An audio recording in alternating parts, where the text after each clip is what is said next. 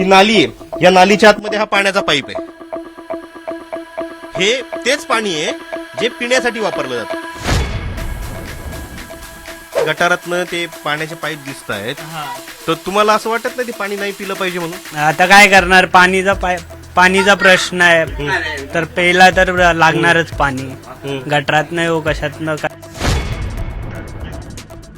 राजकारण सुरू आहे, बीएमसीच्या निवडणुका आहेत, पण या निवडणुकांमध्ये धारावी कुठं आहे?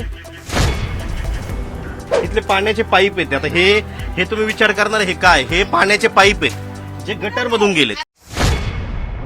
स्वप्नांची नगरी मुंबई, त्या मुंबई महापालिकेच्या निवडणुका आणि त्याच मुंबईतल्या एका भागात मी उभा आहे. हा भाग कुठला आहे माहिती आहे तुम्हाला? हा तो भाग आहे ज्या भागावर सगळ्या मुंबईच्या उद्योगपतींची नजर आहे, दुसऱ्या बाजूला राजकारण्यांची नजर आहे आणि याचं राजकारण सुरू आहे. हा भाग आहे धारावीचा, आशिया खंडातली सगळ्यात मोठी झोपडपट्टी. आणि या झोपडपट्टीत हे जे वाहणारं पाणी आहे, हे वाहणारं पाणी गटार नाहीये, ही नदी आहे. ही मिठी नदी आहे. मिठी नदीचा एक प्रवाह आहे जो पुढे जाऊन मिठी नदीला मिळतो. पण आशिया खंडातली कदाचित सगळ्यात मोठी गटार असणारी ही नदी आहे. आणि याच्या बाजूला वसलेली ही झोपडपट्टी, ज्या झोपडपट्टीचे प्रश्न इतके मोठे आहेत की तुम्ही कदाचित विचारही करू शकत नाहीत. रोजच्या तुमच्या गरजा काय असतात? अन्न, पाणी, निवारा, शिक्षण, आरोग्य. पण मुंबईच्या या स्वप्ननगरीत या गरजा सुद्धा इथं लोकांच्या पूर्ण होत नाहीयेत. दरवर्षी नालेसफाईचा दावा केला जातो, पण ही नालेसफाई झालेली तुम्हाला वाटते? ही जी गटर आहे, ही गटर दरवर्षी पुरामध्ये वाहून वरपर्यंत जाते आणि वरपर्यंत, या सगळ्या वरपर्यंतच्या झोपड्या दिसत आहेत तुम्हाला, या सगळ्या झोपड्या पाण्याखाली असतात. मुंबई महापालिकेची निवडणूक दणक्यात सुरू आहे, प्रचार दणक्यात सुरू आहे, पण या प्रचाराच्या याच्यामध्ये इथं कुणी उमेदवार फिरकलेला दिसत नाही. या झोपड्या आजही तशाच आहेत. यांच्या रिडेव्हलपमेंटचा प्रश्न आहे. या जागेवर नजर सगळ्यांची आहे, मात्र या जागेतल्या लोकांवर मात्र कुणाची नजर नाहीये. ही जागा सगळ्यांना हवी आहे. ही जागा कशासाठी हवी आहे? तर हे मुंबईचं हार्ट आहे. मुंबईचा असा भाग आहे की ज्याची किंमत कदाचित सोन्यापेक्षाही जास्त आहे. पण या सोन्यापेक्षा जास्त किमतीच्या जागेमध्ये राहणाऱ्या लोकांची किंमत मातीचीही नाहीये. या गल्ल्या पाहू शकता, माझा एक हातही बसत नाहीये, एवढ्या छोट्या या गल्ल्या आहेत. उद्या विचार करा, इथं या घरामध्ये कुणी आजारी पडलं, त्याला न्यायचंय, अँब्युलन्स पोहोचेल इथे?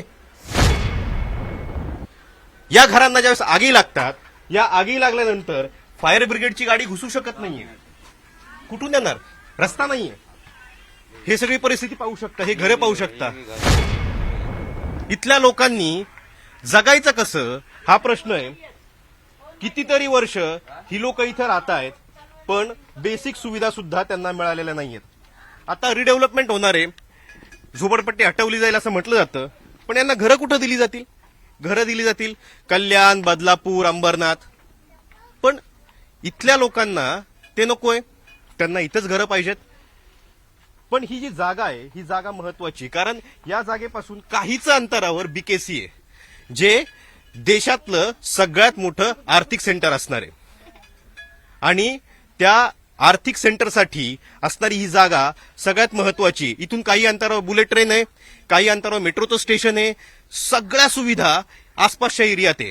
आणि इथं दोन प्रकारचं जगणं तुम्ही पाहू शकता. दोन प्रकारचं जगणं कुठलं? एक एकदम हालापेष्टांचं जगणं आणि एक एकदम लॅविश जगणं.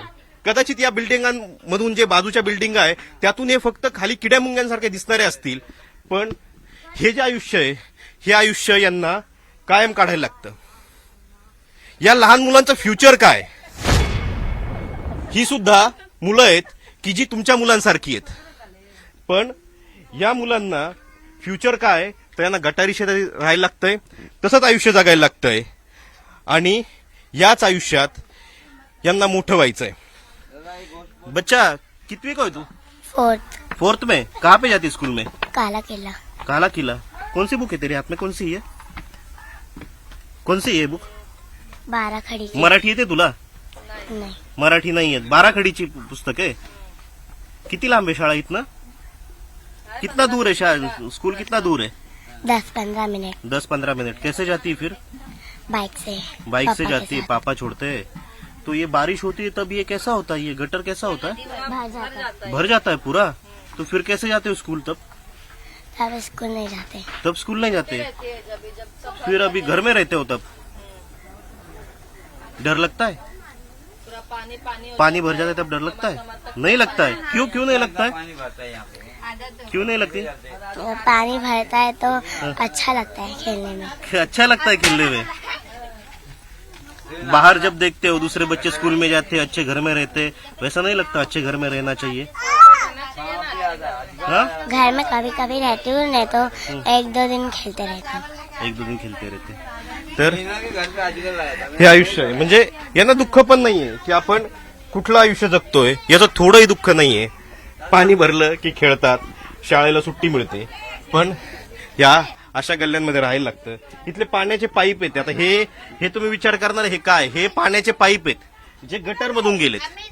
ज्यावेळेस हा पाईप फुटतो त्यावेळेस सगळं गटरचं पाणी त्या पाईपामध्ये शिरतं आणि तेच पाणी तुमच्यापर्यंत पोहोचतं. 2 माणसं जाऊ शकत नाही. आता इथून या लेडीज गेल्या, 2 माणसं जाऊ शकत नाही, कपडे इथंच वाळू घातले जातात. आणि या गल्ल्या अशाच कनेक्टेड आहे शेवटपर्यंत, चालता येत नाही अशा प्रकारच्या या गल्ल्या आहेत. आणि ही धारावी आहे. ही ती धारावी आहे ज्या धारावीमध्ये जवळपास 15,000 व्यवसाय चालतात. मुंबईचं जे आर्थिक गणित सांभाळलं जातं त्याला जे सपोर्ट करतं ते धारावी सुद्धा आहेत. धारावीतून 15,000 बिझनेसेस चालतात. आता हा पाण्याचा पाईप पहा, हा इथं कट झालाय, आता फुटलाय, पुढून कनेक्टेड असेल. ही नाली आहे, या नालीच्या आतमध्ये हा पाण्याचा पाईप आहे. हे तेच पाणी आहे जे पिण्यासाठी वापरलं जातं. इथले नगरसेवक काय करतात? इतक्या वर्ष यांनी काय केलंय? माणसासारखं जगण्यासाठीच्या ज्या बेसिक सुविधा आहे त्या बेसिक सुविधा इथं पुरवल्या जातात का? मराठी माणसांचा प्रश्न आहे, मराठी लोकांचा प्रश्न आहे, पण त्याच्या आधी माणसाचा प्रश्न आहे. मी आता या घरामध्ये जातोय, तर ही जी खोली आहे तुम्ही पाहू शकता, ही 10 बाय 10ची खोली असेल कदाचित, किंवा त्याहूनही छोटी असेल. पूर्ण अंधार असतो आणि समोर गटर वाहते.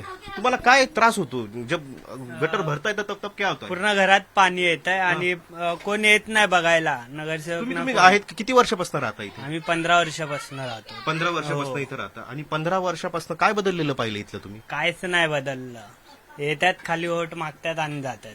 ते रिडेव्हलपमेंटचं होणार आहे, इथलं उठलं जाणार आहे, नवीन घर मिळणार आहे, त्याचं काय? ते सर्व काय नाही करत. खाली इलेक्शन आलं की डेव्हलपमेंट करणार म्हणतात, नंतर काय इलेक्शन झाल्यानंतर काय करतच नाहीत.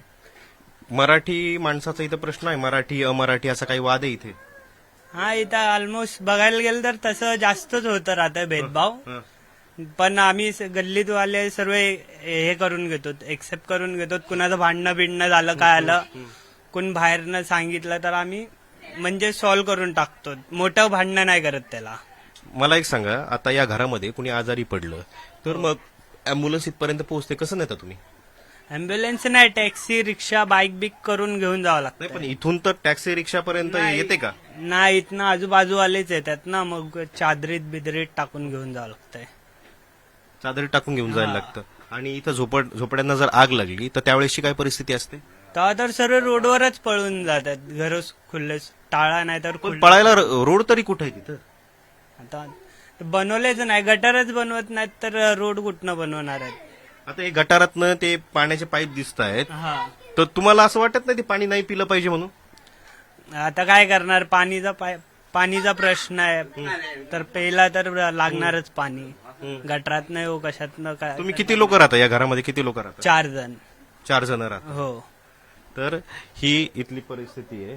तुम्हाला काय काय त्रास होतो? काय म्हणजे तुम्ही गृहिणी आहात, काय काय त्रास होतो? त्रास तर भरपूर होते. आता म्हणजे लेकरांना खेळायला वगैरे जागा नाही, बसायला उठायला बाहेर काय नाही होत राहत त्यामुळं. आणि पाण्याचा प्रश्न आहे.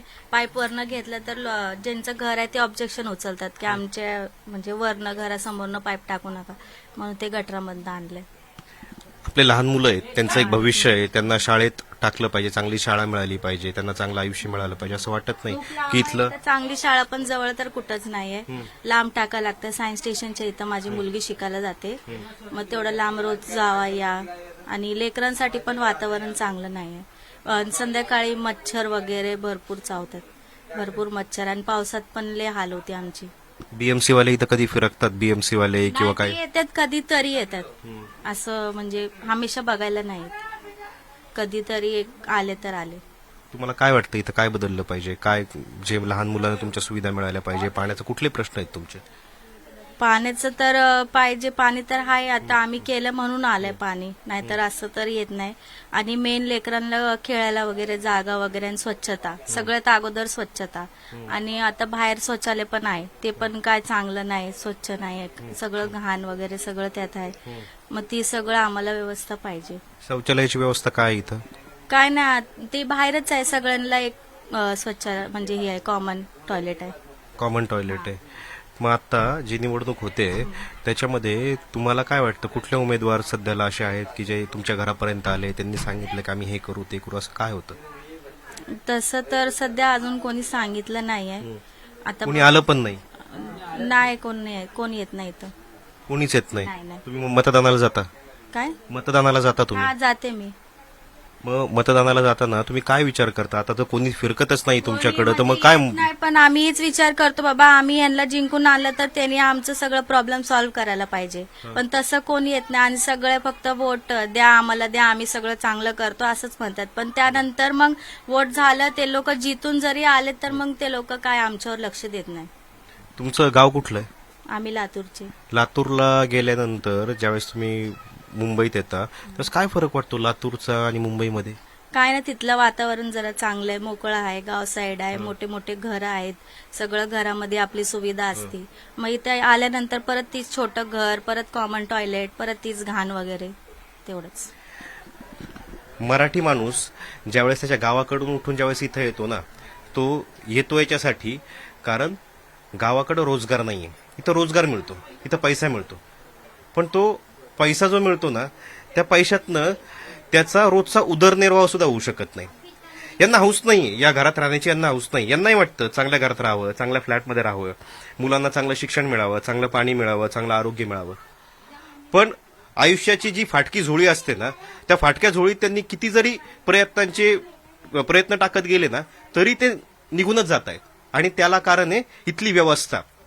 ती व्यवस्था जी राजकारण करत राहते, पण बदल मात्र काही होत नाही. निवडणुका येतात, निवडणुका जातात, नेते येतात, नेते जातात, पण माणसं मात्र तीच राहतात, माणसं इथंच राहतात आणि ती बदलत नाहीत. ही धारावीची झोपडपट्टी आहे, ज्या झोपडपट्टीला एक ग्लॅमर आहे.